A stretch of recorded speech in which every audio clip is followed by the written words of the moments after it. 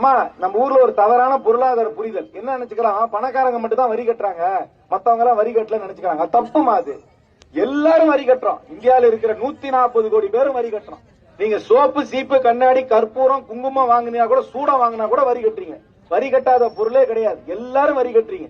நம்ம 1 ரூபா வரி கட்டினோம்னா தமிழ்நாட்டுல நமக்கு திருப்பி கிடைக்கிறது 29 பைசா தான். இந்த கணக்கை தயவு செய்து கேட்டுங்க. நம்ம 1 ரூபா வரி கட்டுறோம், நமக்கு திருப்பி வர்றது 29 பைசா தான்.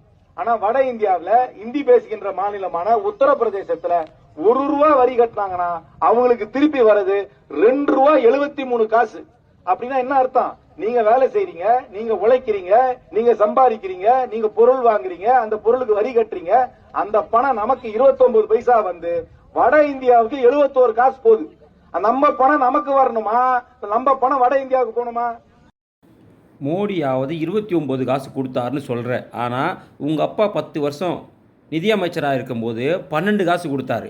மீதி 88 காசு உங்கள் அப்பா என்ன பண்ணார்னா உன்னோட குடும்பத்துக்கும் சோனியா காந்தி குடும்பத்துக்கும் பிரித்து கொடுத்துட்டாரு. அதனால தான் இன்றைக்கி உலகத்தில் இருக்கிற எல்லா வங்கியிலுமே உனக்கும் உங்கள் அப்பாவுக்கும் கணக்கு இருக்குது, ராகுல் காந்திக்கு கணக்கு இருக்குது. அது மட்டும் இல்லாமல் நீ இங்கே பண்ணுற இந்த பிரச்சாரத்தை, இந்த நியாயமான பிரச்சாரம் நீ நினச்சினா இதே பிரச்சாரத்தை தயவு செஞ்சு ராகுல் காந்தியை உத்தரப்பிரதேசில் பண்ண சொல்லுங்கள். அதே போல் சோனியா காந்தியை இந்த பிரச்சாரத்தை உத்தரப்பிரதேசில் பண்ண சொல்லுங்கள். அதே போல் அவங்க தங்கச்சி ஒன்று இருக்காங்க இல்லையா, அவங்களையும் பண்ண சொல்லுங்கள்.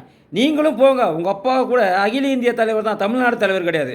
உங்கள் அப்பாவை கூட போய் இதை உத்தரப்பிரதேசில் பண்ண சொல்லுங்கள். இந்த மாதிரி மோடி உத்தரப்பிரதேச தான் பண்ணுறாரு, அதனால் அவர் ஓட்டு போடாதீங்க, தமிழகத்துக்கு பண்ண மாட்டேங்கிறாரு, அதனால் ஓட்டு போடாதீங்க, அங்கே போய் பண்ண சொல்லு. ஏன்னா காங்கிரஸ் என்பது அகில இந்திய கட்சி, தமிழ்நாட்டில் இருக்கக்கூடிய கட்சி கிடையாது. நீங்களும் வடநாட்டிலேருந்து வந்தவங்க தான். ராகுல் காந்தியும் வடநாடு தான், சோனியா காந்தியும் வடநாடு தான், காங்கிரஸ் கட்சியும் வடநாட்டு கட்சி தான். எனவே இந்த வடநாடு தென்னாடு பிரித்து மக்களை ஏமாற்றி ஓட்டு வாங்கலாம்னு நினச்சா கார்த்தி சிதம்பரம் ஒன்று தெரிஞ்சுங்க. உங்கள் அப்பா எதுக்கு 100 நாள் ஜெயிலில் இருந்தார் தெரியுமா? உனக்கு பாஸ்போர்ட் வேணும், நான் பாரின் போகணும், நான் பாஸ்போர்ட் கொடுங்க பாரின் போகணும், நீ கேட்டுனிக்கிறிய எதுக்கு? எல்லாமே ஊழல் குற்றச்சாட்டில் ஜெயிலுக்கு போயிட்டு வந்தவங்க தான். நீயும் ஜெயிலுக்கு போக போகிற. ஜெயிலுக்கு போகக்கூடாதுனால தான் நீ முன்ஜாமீனில் இருக்கிற.